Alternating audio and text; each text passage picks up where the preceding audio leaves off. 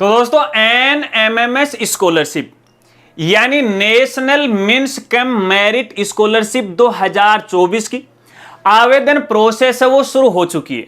इस वीडियो में मैं आपको NMMS स्कॉलरशिप के बारे में डिटेल के साथ पूरी जानकारी देने वाला हूं। यानी इस स्कॉलरशिप के लिए कौन कौन स्टूडेंट पात्र हैं, इसकी क्या शर्तें हैं, क्या नियम है और इसके लिए आपको किन किन दस्तावेजों की आवश्यकता पड़ने वाली, इसके लिए आप आवेदन फॉर्म कहां से, कैसे और कब तक भर सकते हो, इसकी जो एग्जाम है वो कब होगी, एग्जाम में क्या आएगा, पेपर पैटर्न किस प्रकार से रहेगा, सिलेबस है वो क्या रहने वाला है, यानी ए से लेके जेड तक कंप्लीट जानकारी से आपको रूबरू करवाने वाला हूं।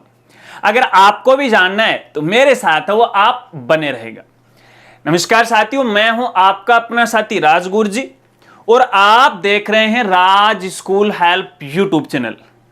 तो दोस्तों NMMS स्कॉलरशिप के तहत एक स्टूडेंट को कक्षा 9 से लेकर कक्षा 12वीं तक सालाना 12,000 रुपए तक की स्कॉलरशिप वो मिलती है।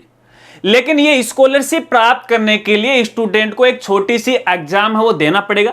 अगर आप एग्जाम में क्वालिफाई हो जाते हो तो आपको अगले 4 साल के लिए है सालाना 12,000 रुपए की स्कॉलरशिप वो मिलती है। लेकिन इसके भी कुछ नियम है, कुछ शर्तें हैं, कुछ पात्रताएं। तो चलिए सबसे पहले मैं नियमों की जानकारी आपको दे देता हूं, यानी इसके लिए कौन कौन स्टूडेंट पात्र है। दोस्तों इस स्कॉलरशिप की पहली और सबसे बड़ी पात्रता यह है कि जो स्टूडेंट है फिलहाल कक्षा 8वीं में है वो अध्ययनरत होना चाहिए और कक्षा 7वीं के अंदर कम से कम 55% अंक है उन्हें प्राप्त होने चाहिए और इसके बाद यहाँ पे कक्षा 8वीं के अंदर भी 55% अंक है वो भी प्राप्त होना चाहिए। और यहाँ पे देखिए सभी जो कैटेगरी हैं जैसे SC है, ST है, OBC है, जनरल कैटेगरी के जो स्टूडेंट हैं इस एग्जाम में है वो शामिल हो सकते हैं। इसके अलावा इसकी दूसरी बड़ी पात्रता यह है कि यहाँ पे देखिए जो स्टूडेंट है इसके पूरे परिवार की जो वार्षिक आय है वो 3.5 लाख से अधिक नहीं होना चाहिए। हालांकि लास्ट ईयर ये जो वार्षिक आय थी वो 1.5 लाख रुपए थी, लेकिन इस बार इसकी राशि थोड़ी और बढ़ा दी गई है और बढ़ा के ये 3.5 लाख रुपए वो कर दी गई है। तो आप इसके लिए पात्र हो।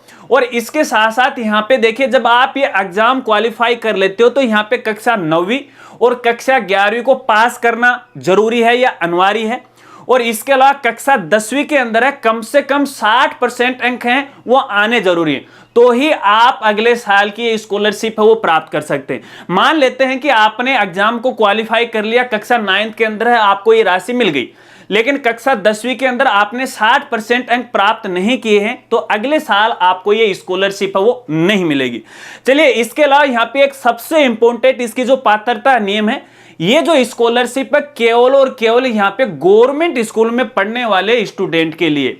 यहाँ पे देखिए प्राइवेट स्कूल है, केंद्रीय स्कूल है, इसके अलावा नवोदय स्कूल है और राजकीय जो छात्रावास वाले जो स्कूल हैं उसमें पढ़ने वाले स्टूडेंट को ये स्कॉलरशिप वो नहीं मिलेगी, या फिर ऐसे जो स्टूडेंट है वो इसके लिए पात्र नहीं। सीधी सीधी बात यह है कि गवर्नमेंट स्कूल में पढ़ने वाले छात्र हैं इसके लिए पात्र हैं। ठीक है, तो यही कुछ शर्तें हैं, यही कुछ नियम है।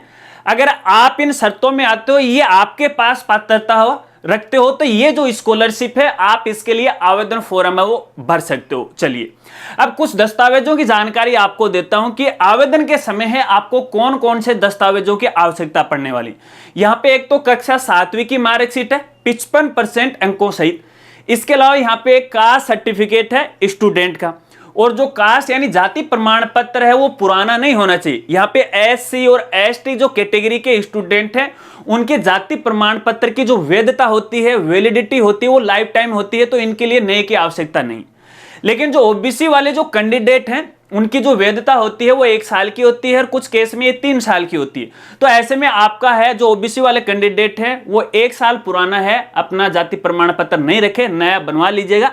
जाति जो प्रमाण पत्र है 2-4 दिन या 7 दिन के अंदर अंदर वो बन जाता है। इसके लिए आपको ई मित्र के माध्यम से ऑनलाइन आवेदन करना चाहिए। ठीक है, चलिए इसके अलावा तीसरा सबसे इंपॉर्टेंट डॉक्यूमेंट है वो है माता पिता का वार्षिक आय प्रमाण पत्र, जो कि 3.5 लाख से अधिक नहीं होना चाहिए और ये जो आय प्रमाण पत्र है वो 4 पेज वाला होना चाहिए। ये कहां से डाउनलोड करेंगे, इसके लिए आप हमारी वेबसाइट पर भी विजिट कर सकते हो या फिर जो शाला दर्पण की ऑफिशियल वेबसाइट है उस पर भी विजिट कर सकते हो। लेकिन शाला दर्पण साइट पे हो सकता है कि शायद आपको थोड़ी समस्या आ जाए, माथाफोड़ी हो जाए, और हमारी वेबसाइट पर इस स्कॉलरशिप के बारे में जो भी फॉर्मेट हैं, जो भी नियम है, जो भी दिशा निर्देश हैं, वो आपको डायरेक्ट 1 क्लिक में मिल जाएंगे। हमारी वेबसाइट का नाम है www.rajgurji.com। यहाँ पे स्कॉलरशिप का एक मेनू आपको मिलेगा, उसमें जाएगा और उसमें सारे डॉक्यूमेंट आपको वो मिल जाएंगे। इसके अलावा यहाँ पे जो स्टूडेंट है उसका एक जन आधार कार्ड और आधार कार्ड है, ये भी जरूरी है। तो ये कुछ दस्तावेज है, इनको आपको पहले से ही तैयार रखना है। चलिए, ये तो रही दस्तावेजों की बात।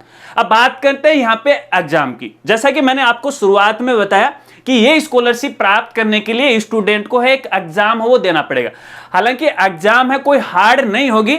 एग्जाम के अंदर जो सिलेबस रहने वाला है वो कक्षा 7वीं और कक्षा 8वीं का रहने वाला है। तो कक्षा 7वीं तो बालक है वो पढ़ चुका है, 8वीं में फिलहाल वो पढ़ रहा है। तो यही जो सिलेबस आने वाला है, सिलेबस के जो मुख्य टॉपिक रहेंगे, एक तो साइंस रहेगा, एक सोशल साइंस है और एक मैथ रहेगी। ठीक है। अब यहाँ पे जो मेन पेपर होगा, मेन पेपर के अंदर है यहाँ पे 2 पार्ट होंगे। एक तो होगा मेट का, एक होगा सेट का। मेट का मतलब है मेंटल एबिलिटी या फिर मानसिक योग्यता, और सेट का मतलब है यहाँ पे शैक्षिक योग्यता। मेट के अंदर यहाँ पे जो बालक बालिका है उसकी बुद्धि है वो चेक की जाएगी। फॉर एग्जांपल एक क्वेश्चन मैं आपको बता देता हूं, जैसे 2 का दुगुना कितना होता है 4, 4 का दुगुना कितना होता है 8, 8 का दुगुना कितना होता है 16, 16 का दुगुना कितना होता है, इस प्रकार से। या फिर जैसे 1 के बाद 2 आएगा, 2 के बाद 3 आएगा, 3 के बाद 4 आएगा। तो ये यहाँ पे देखिए क्रम बन गया अंकों का। तो इस प्रकार के ये क्वेश्चन है वो आने वाले। अगर सेट वाले पेपर की बात करें तो सेट वाले के अंदर जैसे कि मैंने आपको बताया कक्षा 7वीं और 8वीं के है वो क्वेश्चन आने वाले, सामान्य क्वेश्चन होंगे, कोई हार्ड क्वेश्चन यहाँ पे नहीं आएंगे। अगर यहाँ पे क्वेश्चन की बात करें तो टोटल यहाँ पे 180 क्वेश्चन आने वाले। मैंने बताया कि यहाँ पे देखिए 2 पार्ट होंगे पेपर के, एक तो सेट का और एक यहाँ पे होगा मैट का। तो प्रत्येक पार्ट के अंदर 90 क्वेश्चन है वो आने वाले। यहाँ पे कोई भी नेगेटिव मार्किंग नहीं होगी। यहाँ पे 180 क्वेश्चन है, 180 मिनट है, यानी 3 घंटे का टाइम है यहाँ पे स्टूडेंट को मिलने वाला है। अगर यहाँ पे एग्जाम की बात करें तो दोस्तों यहाँ पे देखिए जो एग्जाम की संभावित तिथि फिलहाल बताई जा रही है वो 19 नवंबर 2023 है वो बताई जा रही है। हालांकि अभी फिक्स नहीं है, इसको है कम ज्यादा है वो किया जा सकता है, लेकिन ये संभावित तिथि है। ठीक है। चलिए, अब यहाँ पे आवेदन प्रोसेस की बात करते हैं कि आपको आवेदन कहां से और कैसे किस प्रकार से करना है। तो दोस्तों यहाँ पे पहली बात तो है कि देखिए फिलहाल इस स्कॉलरशिप की जो आवेदन प्रोसेस है वो शुरू हो चुकी है, और आवेदन जो प्रोसेस है वो 20 नवंबर से लेके 5 अक्टूबर 2023 तक वो चलने वाली। यानी अभी तक इसकी जो लास्ट डेट है वो 5 अक्टूबर 2023 है। हो सकता है कि शायद इसके बाद वो डेट बढ़ा दी जाए, वो एक अलग बात है।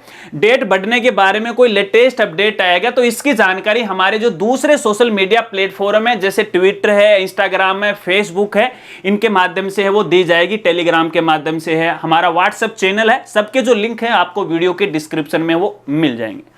अब यहाँ पे देखिए आवेदन केवल और केवल ऑनलाइन है वो भरे जाएंगे, और आवेदन जो स्टूडेंट जिस गवर्नमेंट स्कूल में पढ़ रहा है उसी स्कूल के माध्यम से वो भरे जाएंगे।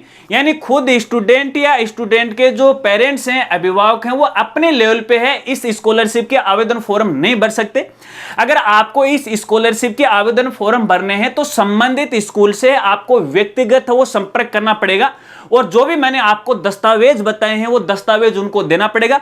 तो स्कूल के जरिए है वो आवेदन कर दिया जाएगा, और उसके बाद यहाँ पे देखिए आवेदन होने के बाद जब एग्जाम होगी तो यहाँ पे स्टूडेंट का एक एडमिट कार्ड है वो भी जारी किया जाएगा।